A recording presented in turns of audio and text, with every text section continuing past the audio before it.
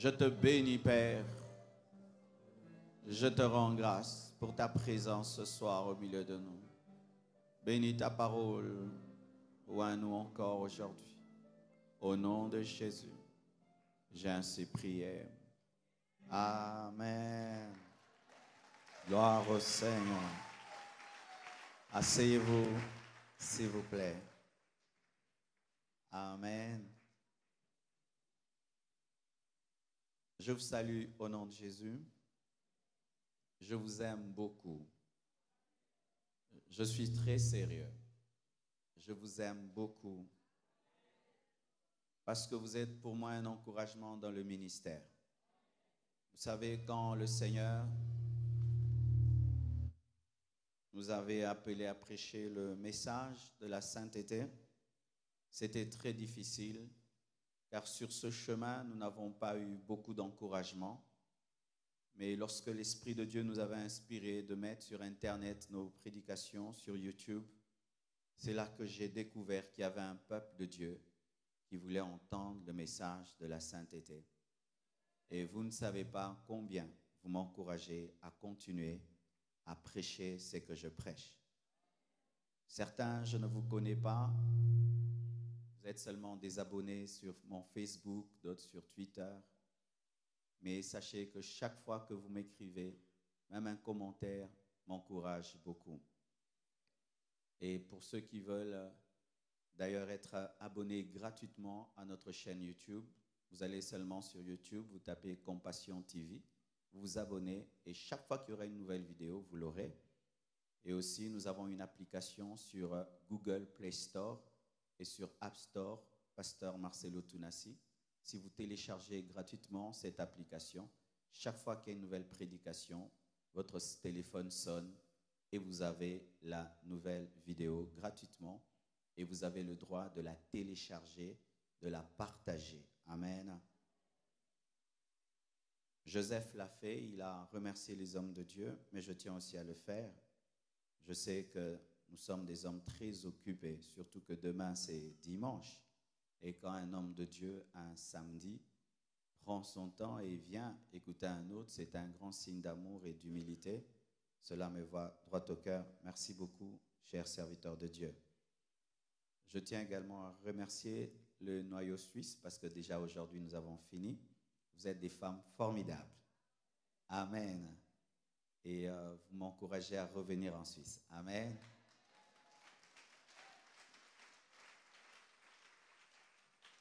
Je crois que Dieu permettra que nous puissions prier pour vous à la fin de cette réunion. Et merci à tous ceux qui ont prié, tous ceux qui ont contribué pour que cette action soit réelle. Merci à mon épouse, Maman Blanche, qui est mon amie de tous les jours. Heureusement que je l'ai épousée. Amen. Amen. C'est une femme qui me garde dans l'humilité. Malgré tout ce que Dieu fait, elle m'aide à rester simple comme j'ai toujours été. Et c'était ma prière quand je me mariais. Je disais, Seigneur, donne-moi une femme qui ne va pas me gonfler la tête. Et vraiment, elle est toujours là. Lorsque je vais un peu dévier, elle me dit, non, non, non. God bless you.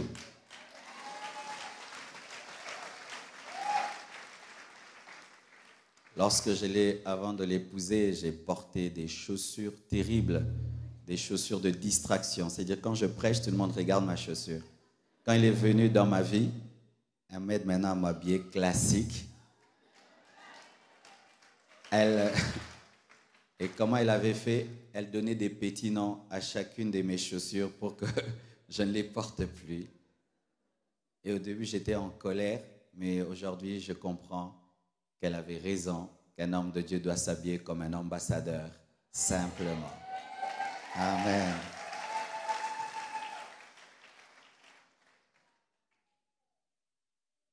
Nous allons nous tenir debout. Nous allons lire la parole du Seigneur. Le thème de mon message, c'est 15 principes qui mènent à l'exaucement. Tu peux le dire à ton voisin de droite, 15 principes qui mènent à l'exaucement. Au voisin de gauche, Aux voisins de devant, aux voisins de derrière, surtout aux voisins qui boudent. Parce qu'il y a toujours quelqu'un qui boude. Je ne sais pas pourquoi il y a toujours quelqu'un qui boude à l'église. Nous sommes dans 1 Roi 18, verset 21, jusqu'au verset, ce sera une longue lecture quand même, jusqu'au verset 36. Vous y êtes, 1 Roi 18, verset 21. Alors Élie s'approcha de tout le peuple et dit, « Jusqu'à quand clocherez-vous des deux côtés? Si l'Éternel est Dieu, allez après lui. Si Baal allait après lui. » Le peuple ne lui répondit rien. Et Élie dit au peuple, « Je suis resté seul des prophètes de l'Éternel, et il y a 450 prophètes de Baal. Que l'on nous donne 2 taureaux, qu'ils choisissent pour eux l'un des taureaux, qui le coupe par morceaux et qui le place sur le bois, sans y mettre le feu. Et moi, je préparerai l'autre taureau et je le placerai sur le bois sans y mettre le feu. Puis invoquez le nom de votre Dieu, et moi, j'invoquerai le nom de l'Éternel, le Dieu qui répondra par le feu, c'est celui-là qui sera Dieu. » Et tout le peuple répondit en disant, « C'est bien. » Élie dit aux prophètes de Baal, « Choisissez pour vous l'un des taureaux, préparez-le les premiers, car vous êtes les plus nombreux, et invoquez le nom de votre Dieu, mais ne mettez pas le feu. » Ils prirent le taureau qu'on leur donna et le préparèrent, et ils invoquèrent le nom de Baal depuis le matin jusqu'à midi en disant, « Baal, réponds-nous. » Mais il n'eut ni voix ni réponse, et ils sautaient devant l'autel qu'ils avaient fait. À midi, Élie se moqua d'eux et dit, « Criez à haute voix, puisqu'il est Dieu. Il pense à quelque chose, ou il est occupé, ou il est en voyage, peut-être qu'il dort et il se réveillera. » Et ils crièrent à haute voix, et ils se firent, selon leur coutume, des incisions avec des épées et avec des lances, jusqu'à ce que le sang coulât sur eux. Lorsque midi fut passé, ils prophétisèrent jusqu'au moment de la présentation de l'offrande, mais il n'y eut ni voix, ni réponse, ni signe d'attention. Élie dit alors à tout le peuple, « Approchez-vous de moi. » Tout le peuple s'approcha, et Élie rétablit l'autel de l'Éternel qui avait été renversé. Il prit 12 pierres, d'après le nombre des tribus des fils de Jacob, auxquels l'Éternel avait dit, « Israël sera ton nom. » Et il bâtit avec ces pierres un autel au nom de l'Éternel. Il fit autour de l'autel un fossé de la capacité de 2 mesures de sémence. Il arrangea le bois, coupa le taureau par morceaux et le plaça sur le bois. Puis il dit, « Remplissez d'eau 4 cruches et versez-les sur l'holocauste et sur le bois. » Et il dit, « Faites-les une seconde fois. » Et ils le firent une seconde fois. Il dit, « Faites-le une 3e fois. » Et ils le firent une 3e fois. L'eau coula autour de l'autel et l'on remplit aussi d'eau le fossé. Au moment de la présentation de l'offrande, Élie le prophète s'avança et dit, « Éternel Dieu d'Abraham, d'Isaac et d'Israël, que l'on sache aujourd'hui que tu es Dieu en Israël, que je suis ton serviteur et que j'ai fait toutes ces choses par ta parole. Réponds-moi, Éternel, réponds-moi, afin que ce peuple reconnaisse que c'est toi, Éternel, qui est Dieu, et que c'est toi qui ramènes leur cœur. » Et le feu de l'Éternel tomba. Qui croit que le feu de Dieu va tomber ce soir? Et il consuma l'holocauste, le bois, les pierres et la terre, et il absorba l'eau qui était dans le fossé. Quand tout le peuple vit cela, ils tombèrent sur leur visage et dirent, « C'est l'Éternel qui est Dieu, c'est l'Éternel qui est Dieu. » Que Dieu bénisse sa parole. Asseyez-vous, s'il vous plaît. Alléluia. 15 principes qui mènent à l'exaucement. Si je n'ai pas le temps de finir, je vais continuer dimanche aux 2 cultes. Amen. Aujourd'hui, nous allons prier. Amen. Et il est très mal de prier sans être enseigné. Beaucoup de chrétiens se plaignent. Ils disent que Dieu ne m'exauce pas quand je prie. Pourquoi Dieu agit lentement? Pourquoi c'est comme si Dieu était mort? et que la Bible, c'est une fable. Je n'ai jamais expérimenté la main de Dieu, je n'ai jamais vu un miracle. Dieu ne me répond pas. J'ai des problèmes, j'ai des difficultés, je prie le matin, je prie avant de dormir. Ça fait des années que je prie, mais je n'ai pas d'exaucement. Cela arrive aux 3/4 des chrétiens. Beaucoup de chrétiens prient, mais peu de chrétiens sont exaucés. Beaucoup d'hommes prient, mais peu sont exaucés. Le problème n'est pas au niveau de Dieu, parce que Dieu n'a pas de problème. Souvent, le problème, c'est au niveau de l'homme qui cherche Dieu. Lorsque tu me cherches, ce sera difficile de me rencontrer si tu ne respectes pas le protocole. Il y aura la sécurité qui va te dire pourquoi. Si tu arrives à l'hôtel, le concierge va te dire pourquoi. Est-ce que tu le connais? Est-ce que tu as son numéro de chambre? Il y a tellement de principes même pour rencontrer un homme. Et je vous assure aussi, il y a des principes pour rencontrer Dieu. Amen. Beaucoup prient en désordre. Et aujourd'hui, Dieu veut t'aider pour que tu pries bien. Et si tu pries bien, la main de Dieu va tomber sur toi.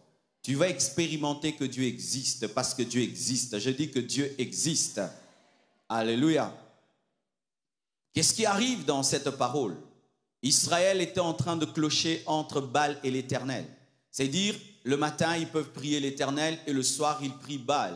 Ils peuvent prier l'Éternel un dimanche et ils prient samedi Baal. Ils étaient entre Baal et l'Éternel. Ils étaient dans la tiédeur, ils étaient dans la compromission. Et Élie amène un défi afin d'arrêter cette tiédeur. Et déjà, avant même de commencer à parler des principes, j'aimerais parler à tous les chrétiens qui clochent entre Baal et l'Éternel. Tu es ici, samedi, normalement, tu n'es pas à l'église, tu es dans une boîte. Aujourd'hui, tu te retrouves là parce que le pasteur Marcelo est à Genève, mais normalement, ce n'est pas dans tes habitudes. Toi, le samedi, tu es dans une boîte de nuit. Mais quand même, dimanche, tu fais l'effort d'aller à l'église. Tu es comme Israël. À la fois, tu peux écouter la musique chrétienne, mais à la fois, tu peux aussi écouter la musique du monde. À la fois, tu peux connaître des versets bibliques. À la fois aussi, tu peux lire des livres occultes. Tu es dans un mélange. Tu n'as pas encore choisi. Tu es entre Baal et l'Éternel. Il faudrait que tu choisisses. Amen. Si là, déjà, tu n'as pas choisi, ça ne sert à rien, ne prie pas. Amen. Si tu n'as pas choisi entre Dieu et Satan, ne prie pas. Si tu n'as pas encore choisi entre Dieu et le monde, ne prie pas. Prends le temps de choisir qui tu vas suivre. Si tu veux être un mondain, sois totalement un mondain au lieu d'être à moitié chrétien et à moitié un païen. Dieu ne consomme pas les choses tièdes. Il consomme ce qui est chaud. Amen. Vous devez choisir. Le problème des chrétiens actuels, ils refusent de choisir. Vous aimez manger à la table de Baal et manger à la table de Dieu. Si tu pries, Dieu n'exauce pas, tu vas chercher un féticheur. Si tu pries, Dieu n'exauce pas encore, tu vas mentir. Si tu pries, ça tarde, tu vas utiliser des moyens frauduleux pour atteindre ton objectif. Tu dois choisir. Des chrétiens qui consultent les féticheurs, des chrétiens qui consultent l'horoscope, des chrétiens qui volent, des chrétiens qui mentent pour atteindre leur but, mais ils disent qu'ils sont chrétiens. Vous devez choisir. Je dis, vous devez choisir. Tu pries que Dieu te donne le mariage. Tu pries Dieu, mais à la fois aussi, tu dois être impudique pour garder ce fiancé. Tu pries comment? Tu pries pour que Dieu te donne un mari, mais à la fois, tu couches avec ton fiancé pour qu'il t'épouse. Tu dois choisir. Je dis, tu dois choisir. Tu dois choisir. Tu dois choisir. À la fois, tu appliques les principes de Dieu et les principes du monde. Tu es capable de jeûner, mais tu es aussi capable d'insulter. Parlant d'autres langues, mais insultant aussi. La même bouche qui parle en langue, c'est la même bouche aussi qui insulte. Les mêmes personnes qui se retrouvent dans l'église se retrouvent aussi dans des concerts. Et autant vous pouvez danser à l'église, vous pouvez aussi danser dans des concerts. Les mêmes visages qui reviennent, toujours les mêmes visages. Choisissez, choisis. Je connais une tribu dans notre pays. Ces hommes ne mangent jamais le foufou qui est tiède. Jamais. Si tu veux le divorce, commence à lui préparer un foufou tiède. Il va divorcer pour un foufou tiède. Et vous pensez que Dieu est moins qu'un moulouba?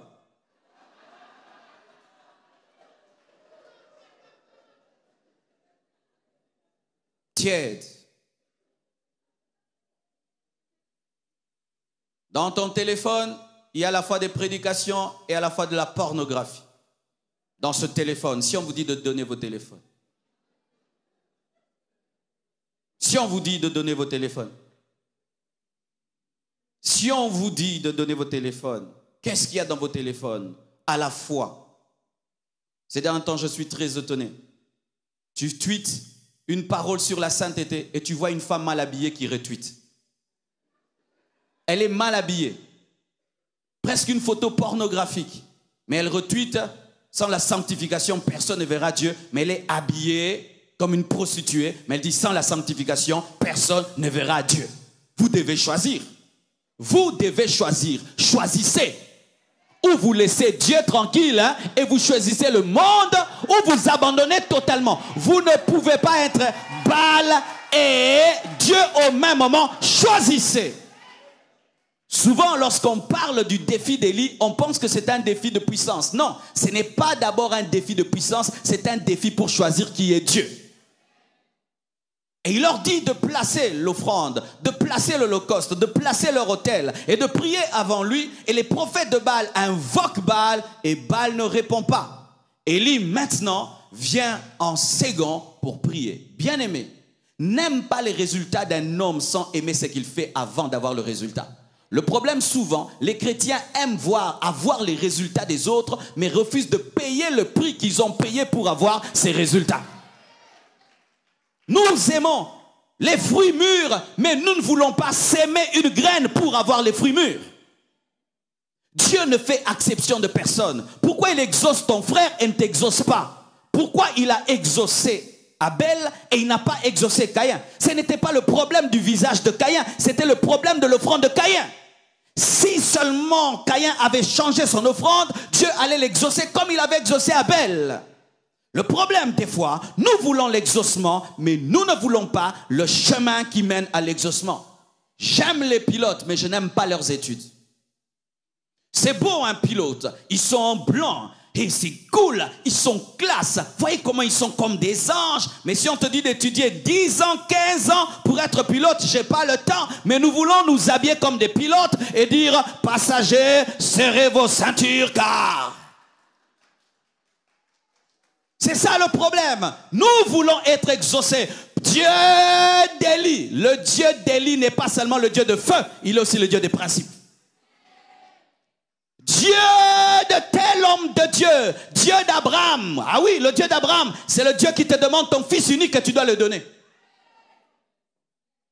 Frères et sœurs, si tu ne pratiques pas ces prières, ces principes, tu prieras toute ta vie et Dieu ne t'exaucera jamais. Et s'il t'exauce, il t'exauce vraiment par pitié. Amen.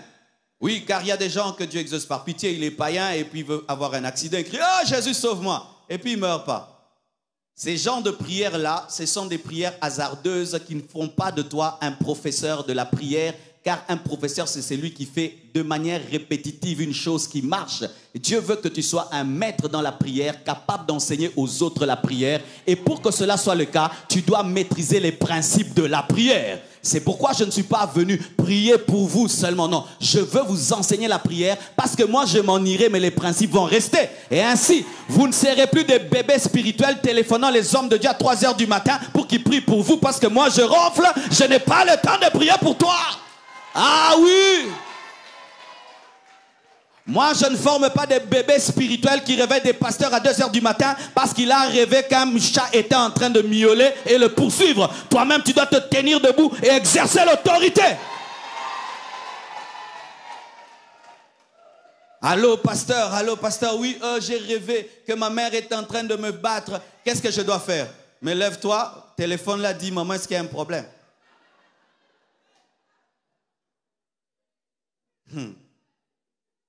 Alléluia. Et voici. Lorsque tu vois ce que Élie a fait pour que le feu tombe, tu peux croire que c'est banal, mais ce n'était pas banal. C'était un prophète de Dieu. Il ne pouvait rien faire au hasard. Tout était calculé, tout était spirituel. Et êtes-vous prêts de faire ce que Élie a fait? Voici. La première chose que Élie a faite, Élie dit alors à tout le peuple, approchez-vous de moi. Tout le peuple s'approcha de lui. Voici le premier pas qui amena l'exaucement. Élie dit à tout le peuple, approchez-vous de moi. Et tout le peuple s'est approché de lui. C'est ça la première chose. Le premier pas qui a mené au feu. Élie a dit, approchez-vous de moi. Et tout le peuple s'est approché de lui. Vous imaginez? On voit le feu qui tombe. Mais avant que le feu ne tombe, Élie a dit, approchez-vous de moi. Et tout le peuple s'est approché. C'est le premier pas. Qu'est-ce que cela nous enseigne? L'amour. S'il n'aimait pas Élie, il n'allait pas venir. Souvent, Dieu ne nous exauce pas parce que nous avons des cœurs mauvais. Des cœurs mauvais. Des cœurs remplis de haine, remplis de rancune, mépriant tous les jours. Dieu ne t'exaucera pas. Tu dois pardonner à ton frère, pardonner à ton mari, pardonner à ta femme. Des mariés qui dorment ensemble et qui ne parlent pas ensemble et qui veulent prier ensemble pour que Dieu fasse quoi ensemble?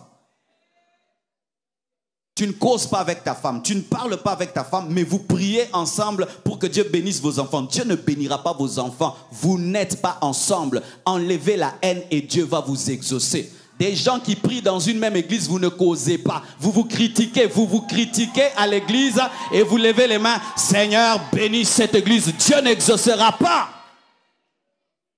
Donnez-moi la main, je vais vous parler ce soir. Les églises sont malades de médisance. Des fidèles qui passent le temps à parler du mal des pasteurs. Des pasteurs qui prient pour vous et vous perdez votre temps à parler du mal des pasteurs et après Dieu va vous exaucer. L'amour, le pardon. Il est impossible qu'il y ait le miracle sans amour et sans unité. Lorsque les cœurs commencent à se rapprocher, alors le feu va s'approcher. C'est pourquoi, bien-aimé, en sortant de ce lieu, va pardonner à quelqu'un. Et s'il n'est pas là, prends ton téléphone, écris-lui, appelle-le, dis-lui, je te pardonne. Parce que la rancune en soi ne bloque pas l'autre, elle te bloque toi-même, car Dieu ne te pardonne pas. Il est écrit, pardonne-nous nos offenses comme nous pardonnons aussi à ceux qui nous ont offensés. Dieu va te juger avec la mesure que tu utilises pour juger les autres. Lorsque tu as la haine et la rancune, tu es en train de fermer le ciel. La haine, la rancune, la vengeance. De sorte même qu'à l'église, si on te fait asseoir à côté de quelqu'un, tu perds toute ta concentration comme si c'était un animal, mais c'est un être créé à l'image de Dieu. Vous vous évitez après le culte. Lorsque le culte prend fin, celui-ci sort à gauche et à droite, comme si c'était un démon, mais tu fais des jeûnes et des retraites. Tu perds ton temps. Tu perds ton temps. Dieu est amour avant d'être puissance. Dieu est amour. Dieu est amour avant d'être puissance. Sans l'amour, il n'y a point de puissance. Élie dit à tout le peuple, approchez-vous, l'amour, mais aussi l'obéissance. Et ils se sont approchés. Bien-aimés, il n'y a pas exaucement lorsqu'il y a désobéissance. Des fois, il y a un problème. On dit, prions pour que le Saint-Esprit touche. Celui-là dit que le Saint-Esprit ne puisse pas toucher. Des contradictions dans l'ordre amènent le désordre et empêchent à ce que le feu tombe. Une fois, on était en train de chasser un démon. Et on dit, démon, sors. Celui-ci dit, sors. L'autre dit, je te lis. L'autre dit, je te bloque. L'autre, je te paralyse. Les démons maintenant deviennent comme un ordinateur qui reçoit plusieurs ordres au même moment. Il ne sait plus quoi faire, il bug. Chers intercesseurs, si vous voulez réussir une délivrance, placez un chef pendant le temps de délivrance. Et vous faites seulement ce qu'il dit de faire. Ce n'est pas que tout le monde fait ce qu'il veut, ça ne va pas marcher. Il faut vous soumettre à une personne. À l'église, il faut se soumettre pour que Dieu exauce. Dieu n'agit jamais dans la rébellion. J'aimerais parler à tous les rebelles qui sont en ce lieu. Tu es rebelle, tu as blessé ton père spirituel, tu as blessé ton pasteur. C'est pourquoi Dieu ne t'exauce pas. Va chercher ton pasteur et présente tes excuses. Nous ne sommes pas là afin de vous révéler à vos pères spirituels. Alléluia. Élie a dit, venez. Et ils sont venus. Ils pouvaient dire, nous sommes juifs comme lui. Oui, nous sommes juifs comme lui, mais c'est lui le prophète. C'est lui que Dieu a établi. Ta relation avec l'autorité que Dieu a établie détermine aussi ton exaucement. Donnez-moi l'amen. Vous savez, souvent, vous qui êtes en Europe, vous avez un problème avec l'autorité et avec la soumission. Il est bon que nous qui venons de l'Afrique, on vienne vous prêcher l'autorité. Il est bon que nous qui venons de l'Afrique, on puisse vous rappeler l'autorité. Sinon, vous prierez beaucoup, Dieu ne vous exaucera pas. Que vous le vouliez ou pas, le corps du Christ a une tête qui est Jésus, et Jésus a établi des ministres de Dieu pour vous diriger et pour vous enseigner. Alors des fois une église peut avoir besoin du réveil et Dieu parle au pasteur. Il dit: pasteur, amène l'église dans le jeûne. Il y a des gens qui disent: moi je ne jeûne pas. Moi je ne jeûne pas. L'esprit de Dieu ne m'a pas convaincu. Si tu ne peux pas obéir à un leader, quitte l'église. Au lieu de rester là en train de contredire ce qu'il dit. Je te répète, si tu ne peux pas obéir à ton leader, tu dois quitter l'église au lieu d'être un rebelle et t'opposer. Sinon, tu deviens le diable dans l'église. Alléluia. Élie dit: venez, et ils viennent. C'est alors que le feu tombe. Car le feu tombe lorsque Élie est entouré du peuple. Alléluia. La réconciliation. C'est sûr qu'il y avait des problèmes avec certains en Israël. Mais lorsqu'ils voulaient voir le feu, ils sont venus. Et je vous assure, il y a une grande paix dans la réconciliation. Parce que personne n'est heureux lorsqu'il a des problèmes relationnels. Aucun. Tu peux faire semblant, mais au-dedans de chacun de nous, nous aspirons à la paix, car Dieu est un Dieu de paix qui nous a créés dans la paix. Alléluia. La deuxième chose, Élie rétablit l'autel de l'Éternel qui avait été renversé. Il est impossible d'invoquer le feu avec un autel renversé. Il est impossible d'invoquer Dieu avec un autel renversé. C'est pourquoi, bien-aimés, ne vous précipitez pas à prier, précipitez-vous à arranger. Ne vous pressez pas à prier Dieu, bien-aimés. Le matin, quand on se réveille, on ne se précipite pas à parler parce que la bouche ne sent pas bien, on la lave d'abord, sinon ça crée des gaz. Et toi, ta bouche spirituelle n'est pas brossée, mais bonjour, bonjour, alléluia, bisous, bisous, bisous. Et il y a des gens comme ça, vous faites bisous à Dieu avec des vies spirituelles non brossées ni lavées. Père éternel, et Dieu fait: mon fils, lave la bouche spirituelle. Qu'est-ce que l'autel qui est renversé? C'est lorsque ta communion avec Dieu est brisée. Tu as commencé à commettre un péché qui a brisé ta relation avec Dieu. Et d'ailleurs, tu connais ce péché. Pourquoi tu pries? Voici la caractéristique des hommes spirituels. Les hommes spirituels ont du mal à prier lorsqu'ils sont déconnectés de Dieu. Tant qu'il n'a pas arrangé avec Dieu, il ne sait plus demander. Ça, ce sont des hommes spirituels. Mais les hommes qui ne sont pas spirituels, bizarrement, ils prient plus. Plus ils pêchent, plus ils prient. Bien aimé, d'où te vient le courage et la paix de prier beaucoup comme ça?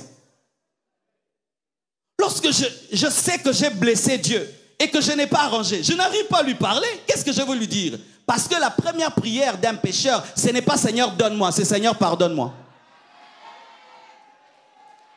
Quand un pécheur prie, Dieu n'attend pas qu'il dise: Seigneur, je veux me marier, je veux le voyage, je veux l'argent. Non, Dieu veut qu'il dise: pardonne-moi. Est-ce que tu as réparé ton autel, toi qui es venu ce soir? Je suis malade. La maladie n'est pas la priorité de Dieu, parce qu'il y a aussi des malades qui sont guéris qui vont en enfer. Il y a des aveugles qui voient et qui vont en enfer. La priorité de Dieu, c'est de te sauver d'abord. Ce n'est pas de résoudre ton problème. Je répète, la priorité de Dieu, c'est de te sauver, pas de résoudre tes problèmes. La repentance, il a rétabli l'autel. Il a rétabli la communion. Il a rétabli la place de la croix. Il a réparé. Dites réparer. La repentance ne consiste pas seulement en dire: Seigneur, pardonne-moi, mais aussi à rendre. Ah oui, à rendre. Lorsque quelqu'un se répand, comme une femme se répand et qu'elle a pris le mari d'autrui, elle rend le mari d'autrui. Tu ne vas pas dire que Dieu pardonne-moi et tu as mon mari, tu me le rends. Tu m'as volé de l'argent et puis tu dis: Seigneur, pardonne-moi, rends-moi mon argent. Parce que tu n'as pas seulement blessé Dieu, moi aussi tu me dois, tu rends. Ainsi, des fois, la repentance est fausse sans réparation. Sans réparation. Tu as détruit la réputation de l'autre et tu demandes pardon. Va arranger sa réputation. Va dire que tu avais menti sur lui. C'est ça, réparer. Bien aimés frères et sœurs, imagine, je viens là, je gifle ma femme, et puis je vais, oh Dieu, pardonne-moi, j'ai giflé Blanche. Est-ce que j'ai giflé Dieu? Je dois aller demander pardon à Blanche parce que c'est elle qui a eu mal. Mais le problème des fois, nous demandons à Dieu pardon sans réparer avec les hommes. Alléluia. Frères et sœurs, si tu veux bien prier, ramène l'amour, répands-toi aussi. Sans la sanctification, personne ne verra Dieu. Voir Dieu, ce n'est pas seulement voir Dieu au ciel, c'est voir le royaume de Dieu même dans ta vie présente. Si tu veux vivre Dieu dans ta vie présente, tu dois te sanctifier. La Bible dit, mon oreille n'est pas dure pour entendre, ma main n'est pas courte pour vous toucher, mais ce sont vos péchés qui mettent une séparation entre vous et moi. Quand tu demeures dans le péché, tu pries devant une barrière. Détruis d'abord la barrière, ensuite prie. Et tu vas voir, ça ira très très vite. Même dans le domaine des délivrances, il y a des fois, nous prions pour que les gens soient délivrés. Vous chassez les démons ne partent pas. Et puis Dieu te dit, arrête, cette personne demeure dans un péché conscient. La personne demande à Dieu pardon, se répand et les démons partent. Pourquoi? Les démons sont des mouches. Ils ont besoin de saleté pour demeurer. Tu peux chasser les mouches, mais si tu ne chasses pas la saleté, tu ne les as pas chassées. Amoureux du combat spirituel, il n'y a pas combat spirituel sans sanctification. Les démons ne partent pas par le ton de la voix. Les démons ne partent pas par les mouvements des mains et les gestuels. Là, qui bombe. Non. Les démons partent parce que tu as Jésus-Christ en toi et tu vis dans la sainteté. Les gens maintenant, au lieu de se sanctifier, je prends une mitraillette, je tire une bombe spirituelle. Bien aimé, Jésus n'a jamais fait cela. Il parlait, les démons obéissaient. Alléluia. Et la Bible dit encore, il prit 12 pierres d'après le nombre des tribus des fils de Jacob, auquel l'Éternel avait dit, Israël sera ton nom. Et il bâtit avec ces pierres, au pluriel, un autel au nom de l'Éternel. Ce n'était pas la repentance d'une tribu, c'était la repentance générale. Toutes les tribus étaient touchées. Lorsque tu te repens, tu ne dois pas te repentir dans un domaine de ta vie et tu laisses l'autre domaine. C'était toutes les tribus qui étaient touchées. Le problème des fois, c'est que nous avons une repentance partielle. Nous abandonnons les choses qui ne nous blessent pas et nous gardons les choses que nous aimons. Tu as 10 copines, les 9 copines laides, tu les abandonnes et tu gardes la seule qui est jolie. Tu n'as rien fait. Alléluia. Alléluia. Tu te dégages des choses qui ne te blessent pas et tu gardes la seule et l'unique. Non, il faudrait que ça touche tous les domaines. Il y avait les 12 pierres. Toutes les tribus étaient représentées. Tous les domaines de ta vie. Même le domaine de la pensée. Car des fois, nous nous repentons en parole, en action. Mais nos pensées sont pourries. Nous sommes comme des tombeaux blanchis. Dans nos têtes, il y a de l'adultère. Dans nos têtes, il y a l'envie. Dans nos têtes, il y a des pensées sales. De sorte que si on ouvrait ta tête, c'est un tombeau. Ça sent mauvais. Béni soit Dieu qui ne permette pas que nous puissions connaître les pensées les uns des autres. Ce serait grave. Bien-aimés frères, sœurs, comment tu penses? Tu as arrêté de pécher en parole. Tu as arrêté de pécher en parole, en action. Mais au niveau de ta pensée, tu es un païen. Il y a des frères, ils ont déjà épousé toutes les sœurs de l'église en pensée. Je sais ce que je dis. Mais il ne fait rien. Mais il fait tout là. Toutes les tribus ne sont pas représentées. Il faudrait que ta repentance soit générale, qu'elle soit totale, qu'elle touche ton corps, ton âme et ton esprit. Tous les domaines de ta vie doivent être touchés. Tous les domaines de ta vie doivent être touchés. Lorsque j'ai donné ma vie à Jésus-Christ, je portais des pantalons jusqu'ici. Et je mettais un mundeloula. Et je marchais comme ça. Mais quand Jésus est venu dans ma vie, même ma démarche a changé. Mon pantalon s'est abaissé. Et maintenant, je suis normal. Même l'extérieur doit être touché. Ne dites jamais que Dieu regarde le cœur. Il ne regarde pas l'extérieur. Dieu regarde tout. Tous les domaines de ta vie doivent refléter ta repentance. Tous les domaines de ta vie. Toutes les tribus ont été représentées. Et la Bible dit encore, il fit autour de l'autel un fossé de la capacité de 2 mesures de sémence. Il y avait à côté de l'autel des fossés qui étaient profonds, signe de la profondeur et de l'intimité. Lorsque tu pries, ça doit être profond. Ne priez pas de cette manière. Oh Père éternel, au nom de Jésus-Christ de Nazareth, pense à moi. Au nom de Jésus, amen. Père, au nom de Jésus-Christ, en train de tchatcher. Père, au nom de Jésus-Christ, je te bénis. Le bénis. Au nom de Jésus. C'est ça l'homme moderne maintenant. Il prie, et puis un peu WhatsApp, il prie un peu Facebook, il prie un peu YouTube, et puis Dieu ne change pas ma vie. Déjà, moi, si tu causes avec moi, tu es tout le temps sur WhatsApp, sur Facebook, je vais arrêter de parler. Et Dieu, qui est le roi des rois, le Seigneur des seigneurs, tu le prends pour ton garçon de course. Ou quand vous priez, vous n'éteignez plus les téléphones. Pourquoi? Parce que quelqu'un de très important va t'appeler. Est-ce qu'il y a quelqu'un qui est plus important que Dieu? Est-ce qu'il y a quelqu'un qui est plus important que Dieu? Et Dieu, je ne vois pas la main de Dieu, mais parce que tu n'es pas profond, et quand même tu pries, tu n'es pas là, tu es en train de penser à plein de choses. Mais ce culte a duré, mais ce pasteur, mais pourquoi il ne peut pas écouter sa prière? Mais moi j'ai un rendez-vous. Avant de dormir, tendre Père, bénis cette nuit, amen. Et le matin, gloire soit rendue à Dieu, au nom de Jésus-Christ de Nazareth, Père soit loué. Tu auras l'onction, tu auras la puissance, avec des prières aussi superficielles. Ce n'est pas parce que vous êtes en Europe que vous avez le droit d'être superficiel. Il y a des gens qui sont dans ce pays, qui craignent Dieu, qui prient, qui jeûnent, qui prient, qui jeûnent. Oh non, nous sommes busy. Si tu es busy, Dieu sera aussi busy. J'ai dit, si tu es busy, Dieu sera aussi busy. Alléluia. La profondeur. Tu dois être profond quand tu pries. Tu dois être concentré. Tu ne dois pas réciter des choses sans les croire. Oh Dieu, tu es El Shaddai. El Shaddai, ça veut dire quoi? Oh Eloheka, ça veut dire quoi? Yahweh Nissi, ça veut dire quoi? Ne dis pas des choses que tu ne comprends pas. Dis ce que tu comprends. Si tu vas l'appeler papa, appelle-le papa. Appelle-le mon ami.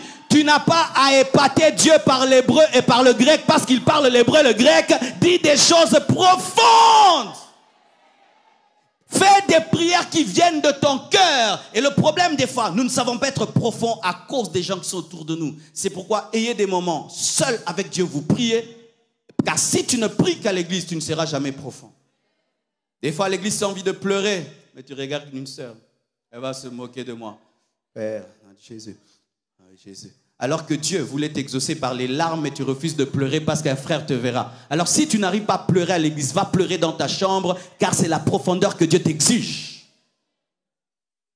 Il était profond. Il a creusé. Et il arrangea le bois. Dites arranger. L'ordre. Si tu veux être efficace dans la prière, tu dois être organisé. Daniel priait 3 fois par jour. Il faut être organisé. Vous avez des rendez-vous avec des gens que vous respectez toujours. À 14h, j'ai rendez-vous avec mon patron. À 16h, j'ai rendez-vous avec ma fiancée. À 17h, c'est mon film préféré, ma série. Tu ne rates jamais cette série-là. Des gens qui ne te connaissent pas et qui détruisent ta vie. Mais avec Dieu, tu n'as aucun rendez-vous. Quand est-ce que tu pries? Quel est ton rendez-vous avec Dieu? Tu n'as pas de rendez-vous avec Dieu. Ta prière n'est pas organisée. Ton bois n'est pas ordonné. Jésus priait toute la nuit et le matin il faisait des miracles. Il était ordonné dans la prière. Mais nous prions quand ça nous prend. Mais nous mangeons 3 fois par jour. Tu es ordonné quand il s'agit de ton déjeuner. Ordonné quand c'est ton dîner. Ordonné quand c'est le souper. Mais quand il s'agit de la prière, si ça te prend, tu pries. Et si ça ne te prend pas, tu pries. Mais des fois tu manges même si tu n'as pas faim parce que tu dois avoir l'énergie. As-tu ordonné tes rendez-vous avec Dieu? Es-tu sérieux dans ta manière de chercher Dieu? Jésus a été arrêté parce qu'il était organisé. Judas connaissait son organisation spirituelle. C'est pourquoi il a dit, vous pouvez l'arrêter tel jour, telle heure, à tel lieu, parce que c'est son organisation. Où est ton lieu de prière? Dans ta chambre, dans ta maison. Où ta femme sait, mon mari prie à tel moment. Ton mari sait, ma femme prie à tel moment. Tes frères et sœurs savent, lui, tel jour, il est consacré. Il prie de cette manière. Si tu n'as pas ça, tu auras des petites choses venant de Dieu. La vie chrétienne, bien aimée, la vie de prière se travaille, c'est une discipline. Depuis que je me suis mis au sport, chaque matin, même si je suis fatigué, je dois aller dans la salle de sport. Et là où j'habite, personne n'y va. Donc il n'y a personne.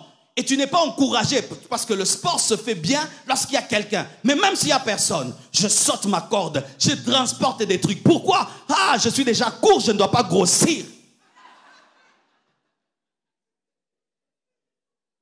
Et donc, s'il n'y a personne, je saute ma corde et puis je reviens fatigué. Mais je dois, chaque matin, je dois bosser sur mon corps. Mais mon esprit est plus important que mon corps. Pourquoi vous êtes discipliné dans tous les domaines de vos vies, sauf dans la prière? Discipliné, 6 heures tu es debout pour aller au travail. Telle heure debout pour faire telle chose. Pour prendre ton métro, tu es toujours à l'heure. Mais quand est-ce que tu pries? Tu ne sais pas. Et vous dites que Dieu n'est pas bon, il ne vous aime pas. Vous respectez vos patrons plus que Dieu et vous voulez que Dieu puisse vous bénir. Parce que vous êtes à Genève, à Lausanne, Munich, Zurich.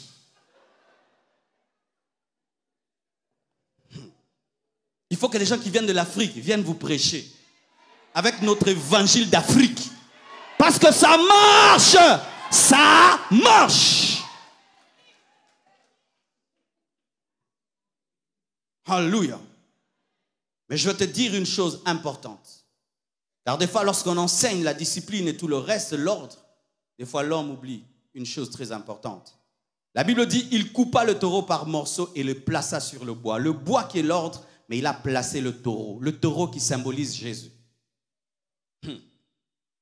Tu peux avoir toute la discipline du monde sans Jésus-Christ, Dieu ne t'exauce pas. Parce que ce ne sont pas nos bonnes œuvres qui nous exaucent, mais c'est Jésus. Car en soi, lorsque tu pries, Dieu veut que tu puisses lui présenter Jésus qui est mort à ta place. C'est pourquoi ne présentez jamais votre sainteté devant Dieu, c'est un habit souillé devant Dieu. Présentez la sainteté de Christ. C'est pourquoi il faut toujours demander au nom de Jésus. Car c'est lui qui a tout accompli et nous sommes exaucés en lui. Il a dit, tout ce que vous demanderez en mon nom, je le ferai afin que le Père soit glorifié dans le Fils. Si tu ne présentes pas Jésus, tu te présentes toi-même, Dieu ne t'exauce pas. Et beaucoup de chrétiens ne sont pas exaucés parce qu'ils se présentent eux-mêmes, alors que l'homme, lorsqu'il se présente, il est jugé. Mais quand tu présentes Jésus, alors tu obtiens la grâce. Lorsque tu demandes quoi que ce soit, ne dis jamais comme j'entends aujourd'hui les chrétiens disent, Seigneur, moi qui ai souffert pour toi, Seigneur, moi qui souffre pour toi. Ah bon, monte aussi sur une croix et ressuscite le 3e jour pour toi-même.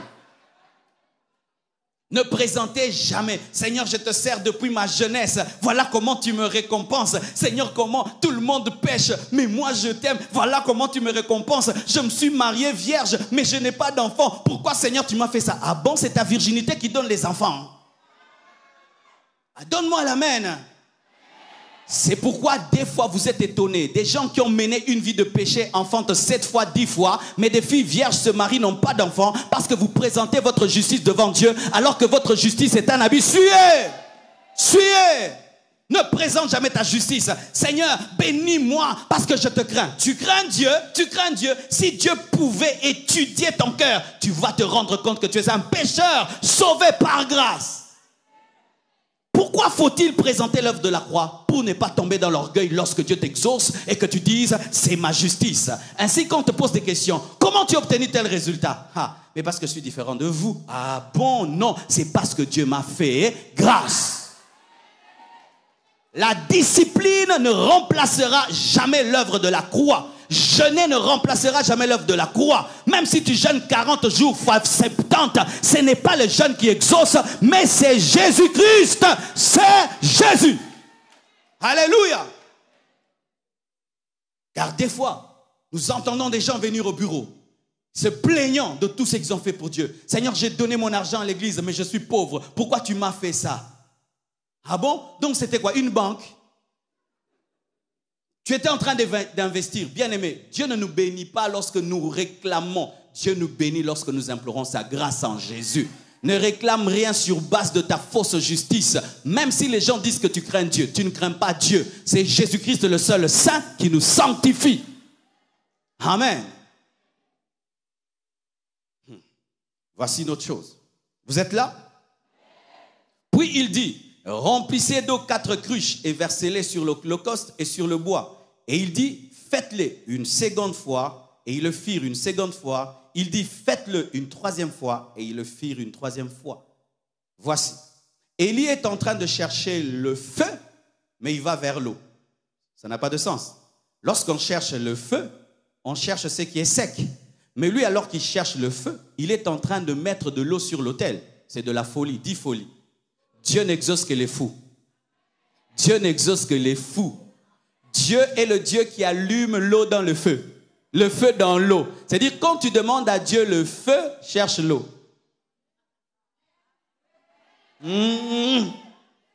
C'est pourquoi il dit, tout ce que vous demanderez en priant, croyez l'avoir reçu, vous le verrez s'accomplir. C'est-à-dire que tu ne dois pas te comporter comme s'il pleut quand il va pleuvoir, mais avant la pluie, tu te comportes comme s'il y a la pluie et tu portes un imperméable, comme s'il y a la pluie et alors il y aura la pluie. Quand tu demandes un enfant, avant même que l'enfant ne vienne, tu t'appelles Abraham, le père d'une multitude, mais ta femme n'a pas d'enfant, c'est ça la folie, où tu portes le nom de ton futur, mais dans ton présent, tu n'es pas ce que tu veux, mais tu le dis déjà. C'est ça la folie, alléluia. Où tu dis, Seigneur, guéris-moi, mais tu ressens la douleur, tu dis, je suis guéri, même si tu ressens. C'est ça la folie. Alléluia. Où tu crois que Dieu peut frayer un chemin même dans la mer Rouge et tu peux élever ton bâton. C'est ça la folie. Tu sais pourquoi Dieu n'agit pas dans ta vie? C'est parce que tu es trop intelligent. Le fou, tu peux lui donner un petit bâton et tu dis c'est une Mercedes, il va prendre le bâton et puis il va dire vous. Mais prends le même bâton, donne-le à quelqu'un de normal, il va dire tu joues avec moi. Voyez Jésus. Jésus dit au paralytique prends ton lit et marche alors qu'il ne marche pas. C'est de la folie. Jésus parle à un arbre, il dit que personne ne mange plus de ton fruit. Mais l'arbre est vert et il s'en va et il considère que c'est fait. C'est la folie. Ton problème, c'est que tellement que tu es intelligent, ton intelligence s'oppose à l'intelligence de Dieu. C'est pourquoi il n'y a pas de miracle. Quand Dieu te dit, demain, l'année prochaine, tu auras le travail, tu dis, mais comment même j'aurai le travail? Je n'ai même pas demandé le travail. Donc tu penses que Dieu est limité comme un homme pour te donner ce que tu demandes. Il est celui qui sait faire infiniment et abondamment au-delà de ce que tu penses et tu demandes. Il peut te guérir du cancer, tu le sais? Même si les médecins n'ont pas trouvé de médicaments, il peut. La femme à la perte de sang croyait qu'elle pouvait toucher le pan de la robe de Jésus-Christ et être guérie parce que sa folie l'amenait à voir dans le pan de la robe de Jésus-Christ un hôpital. Ce sont seulement les fous qui voient dans un habit un hôpital, les fous. Dis à ton voisin, tu n'es pas encore assez fou, c'est pourquoi tu ne vois pas la folie de Dieu. Dis-lui, tu n'es pas encore assez fou, c'est pourquoi tu ne vis pas la folie de Dieu. Oui, bien-aimé, nous servons un Dieu qui est fou. Il prend un homme appelé Moïse, il dit, je t'envoie, va libérer Israël. Il ne lui donne même pas une arme de guerre, rien du tout, rien qu'un bâton de berger. Il va où? Avec un bâton de berger, tu vas libérer une nation avec un bâton. Soyez des fous. Alléluia. Même si je n'ai pas touché, je témoigne. Et puis Dieu le fera. C'est ça la foi. C'est ça la foi. Lorsqu'un homme a la foi, ainsi il entre dans le même diapason que Dieu et Dieu peut accomplir ce qu'il lui demande. Mais quand tu n'as pas la foi, tu ne peux pas marcher avec lui. Voici ma définition de la foi. La foi, c'est la troisième main qui te permet de toucher dans la poche de Dieu. La foi, c'est la deuxième matrice qui te permet d'engendrer les promesses de Dieu. La foi, c'est le troisième pied qui te permet de marcher avec un Dieu que tu ne vois pas. La foi, c'est le troisième œil qui te permet de voir ton futur alors que tu es dans le présent. La foi. Alléluia.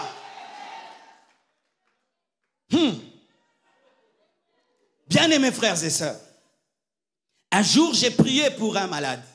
Et quand j'ai fini de prier pour lui, Dieu m'a dit, si tu crois qu'il est guéri, alors tu dois lui dire de faire ce qu'il n'a jamais fait. Tu t'imagines, tu n'es pas médecin, tu n'as même pas un testo. Ça s'appelle comment? Ce que vous venez de dire. Tu n'as même pas ça. Comment je vais lui dire qu'il est guéri alors que je ne vois pas comment il est guéri? La folie. Je lui ai parlé comme un fou et la folie a produit des résultats. Imagine, c'est seulement un fou qui allume une lampe en parlant. Que la lumière soit. Mais les hommes intelligents cherchent l'interrupteur. Mais lui, le Dieu de la folie, il dit que la lumière soit. La folie. Un fou habite le coin de votre maison. Comment tu peux être son ami? Tu dois être fou comme lui pour habiter par terre comme lui, manger ses trucs, vous allez vous entendre. Mais si tu es normal, tu ne peux pas habiter là. Ton problème avec Dieu, c'est parce que tu n'es pas fou.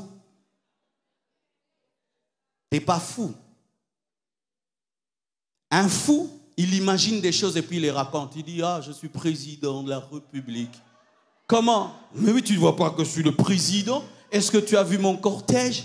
Il est où? Mais tu ne vois pas. Mais c'est ce qu'Abraham a dit aussi. Je suis le père d'une multitude. Où sont tes enfants? Mes enfants sont dans la foi. C'est ça, avoir la foi. Ça veut dire aujourd'hui, quand tu vas prier, sois un fou. Sois un fou. Et ta folie finira par porter des fruits. Ça finira par porter des fruits. C'est seulement un fou qui peut marcher sur l'eau. Un homme ordinaire, tu ne peux pas marcher parce que tu as peur de te noyer. Et c'est seulement un fou qui peut t'inviter à marcher sur l'eau comme lui. Et c'est seulement un fou qui peut demander de marcher sur l'eau. Vous imaginez? Il faut être fou. Moi, je ne peux pas demander ça.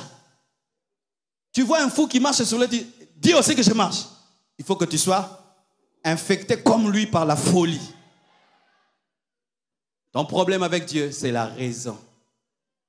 Mathématiquement, rationnellement et logiquement, selon les convergences et la macro et la microéconomie, une telle entreprise en telle période d'hiver ne peut marcher. Dieu est au-dessus de l'hiver, de la macro et de la microéconomie. Il est le Dieu de toute pourvoyance. La folie!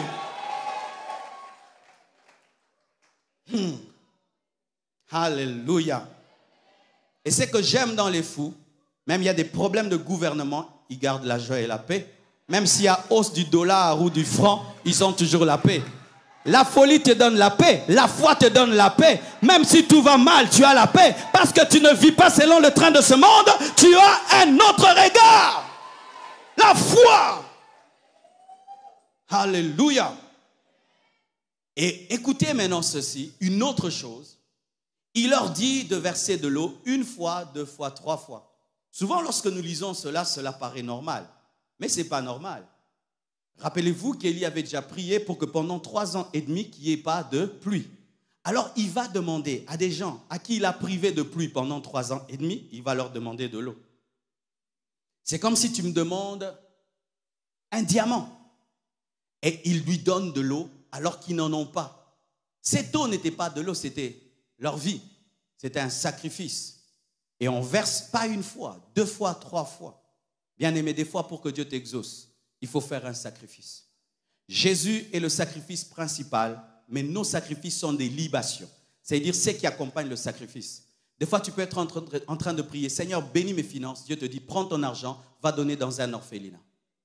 Oui. N'écoutez pas seulement Dieu quand il vous révèle les femmes de votre vie. Écoutez-le aussi quand il vous dit de donner l'argent aux orphelins. Vous écoutez seulement Dieu quand il vous dit, ça c'est tel mari de ma vie. Toi, c'est l'homme de ma vie. Dieu te dit, j'aime aussi de donner l'argent aux orphelins.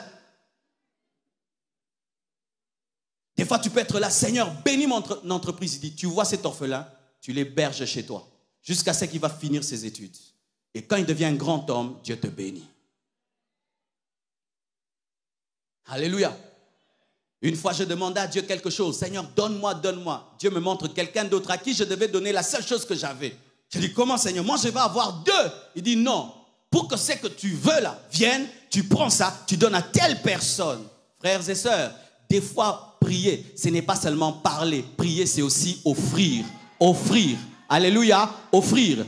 Tu veux que Dieu te bénisse, tu fais du bien à quelqu'un. Même s'il ne te connaît pas, il te dit que Dieu te bénisse. Tu rencontres un pauvre. Le pauvre, souvent sur la route, on lui donne 1 franc. Mais ce jour-là, tu lui donnes 100 francs. Et il te regarde. Il te dit, mais pourquoi? Je sais ce que j'ai demandé à Dieu. Bien-aimés frères et sœurs, des fois, il faut ajouter l'eau. Et des fois, il faut vraiment faire des grands sacrifices. Je connais dans mon pays des gens qui ont vidé toute leur maison et ont donné tous les biens qui étaient dans leur maison. Aujourd'hui, ce sont des grands sur cette terre. Des fois, dans vos nations, vous réfléchissez trop. Tous les budgets, tout est budgétisé, calculé. C'est pourquoi vous êtes toujours juste. Tu payes l'eau, l'électricité, tout le reste, et puis tu n'as plus rien. Plus rien du tout.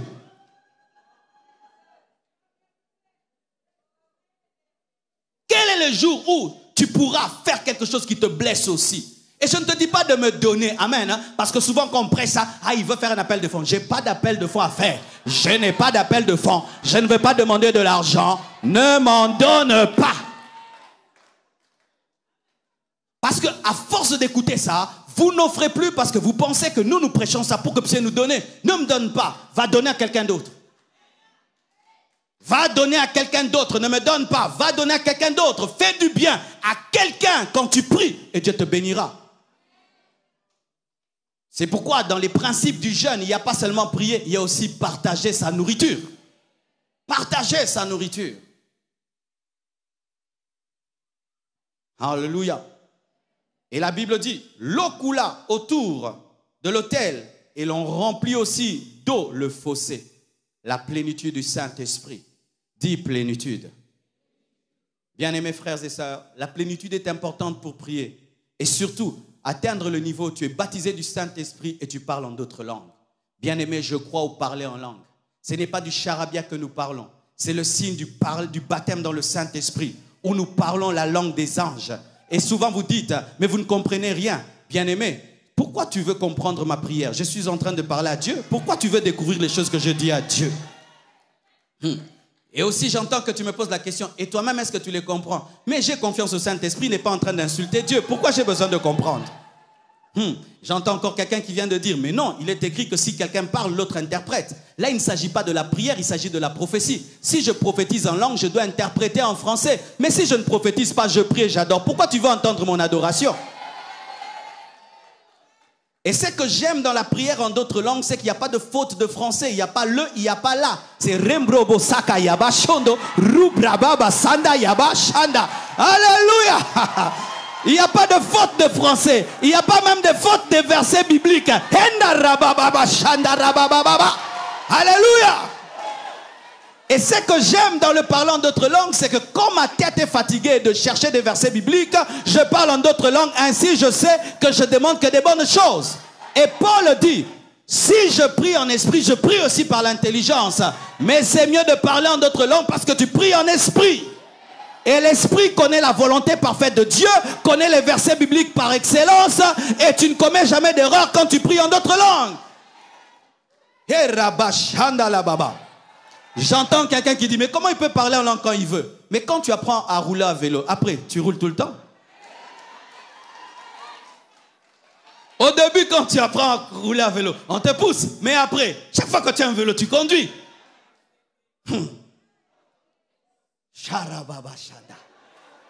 Tu es jaloux? Oui, tu vas désirer. Si tu le demandes, tu aspires. Le Saint-Esprit va te remplir et tu parleras en d'autres langues. La plénitude de l'esprit. Et voici, au moment de la présentation de l'offrande, le respect du temps. Dis le temps. Je n'aimerais pas vous mentir. Des fois, Dieu n'exauce pas parce que ce n'est pas son temps d'exaucer. Il y a des choses que j'ai demandées à Dieu il y a 20 ans. Il ne me les a pas données. Maintenant, il me les donne parce que c'est le moment de les avoir. Et des fois, tu penses que Dieu ne t'exauce pas. En soi, il t'a exaucé. Mais ce n'est pas encore le moment que ça se manifeste. Lorsqu'un enfant a 10 ans, il a déjà la barbe. Donnez-lui même 20 ans, la barbe sortira. Ce n'est pas que la barbe n'est pas, elle est en lui. Elle se manifestera au temps de Dieu. Il y a des choses que tu demandes, Dieu ne les donne pas parce que ce n'est pas le moment. Tu viens à peine de te convertir, tu cherches un mari. Non, tu dois chercher à connaître Jésus. C'est ça le problème des sœurs. Vous n'êtes pas mariés, pourquoi? À peine arrivé à l'église, du coup, tu veux un mari.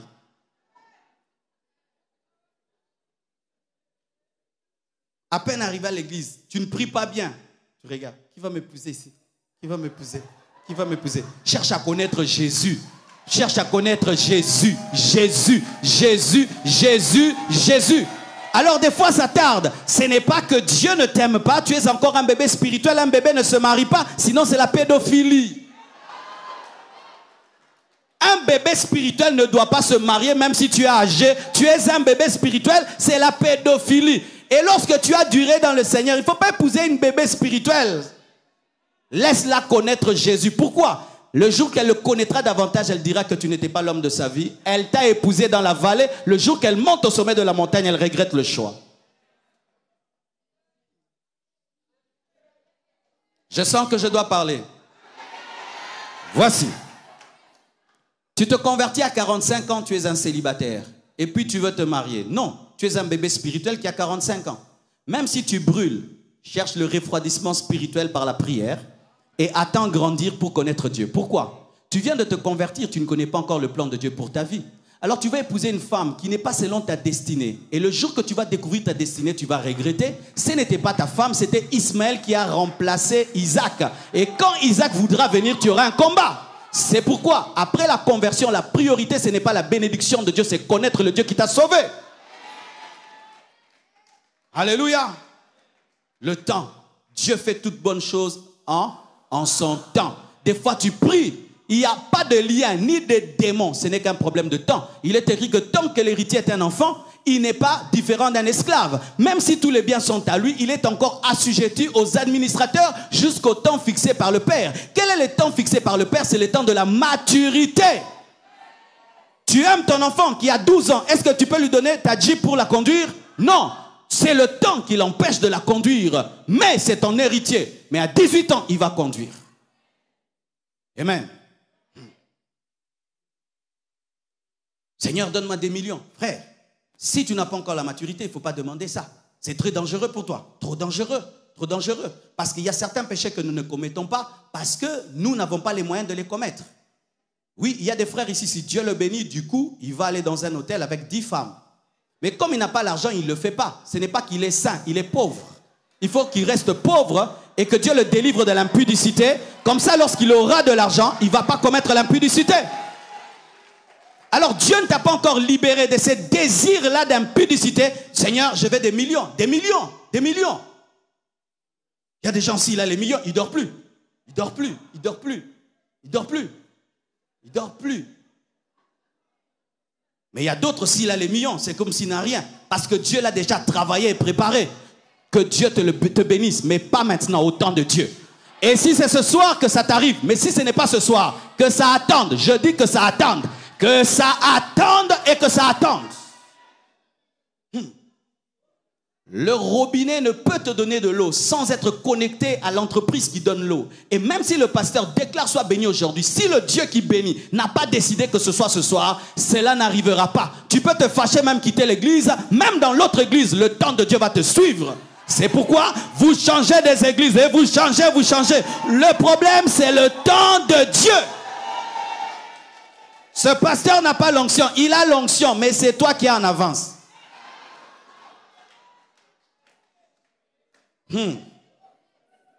Amen. Ça va, je vais garder 4 points pour demain. Amen. Et voici ceci. Et Élie s'approcha, il dit, Éternel, Dieu d'Abraham, d'Isaac et d'Israël, dis Éternel, connais-tu ton Dieu? Quel est le nom de ton Dieu, toi qui pries? Voici le nom de mon Dieu, celui qui ne m'a jamais abandonné. Je lui ai donné ma vie à l'âge de 15 ans. Aujourd'hui, j'ai l'âge que j'ai. Il y a des gens qui voulaient connaître mon âge. Tu ne m'as pas eu. Il ne m'a jamais abandonné. Ça, c'est le nom que je lui donne. Quel est le nom de ton Dieu? C'est seulement quand tu pries avec la révélation de Dieu que tu le pries bien. Pour Élie, c'était l'Éternel, celui qui n'a ni commencement ni fin, celui qui ne subit ni aucun nombre de variations ni de changements. Quel est ton Dieu? Lorsque tu te tiens devant Dieu, tu te tiens devant qui? Tu te tiens devant le Dieu de l'autre ou ton Dieu? Avant qu'il ne dise Dieu d'Abraham, d'Isaac et de Jacob, il a dit Éternel, tu es d'abord mon Dieu et aussi le Dieu d'Abraham, d'Isaac. Mais le problème, c'est que tu pries le Dieu de ton pasteur, mais tu ne pries pas ton Dieu. Tu pries le Dieu d'Abraham, tu pries le Dieu d'Isaac, mais tu ne pries pas ton Dieu. Il est aussi ton Dieu. Donne-lui un nom. Donne-lui un nom. Même en lingala, même en français, en anglais, donne-lui un nom. Dieu n'a pas encore arrêté d'avoir des nouveaux noms. Un homme qui prie avec la connaissance prie efficacement parce qu'il sait à qui il s'adresse. Et je vous dis ce soir, si tu le fais de tout ton cœur, Dieu te répondra et tu témoigneras sa gloire. Que Dieu vous bénisse abondamment.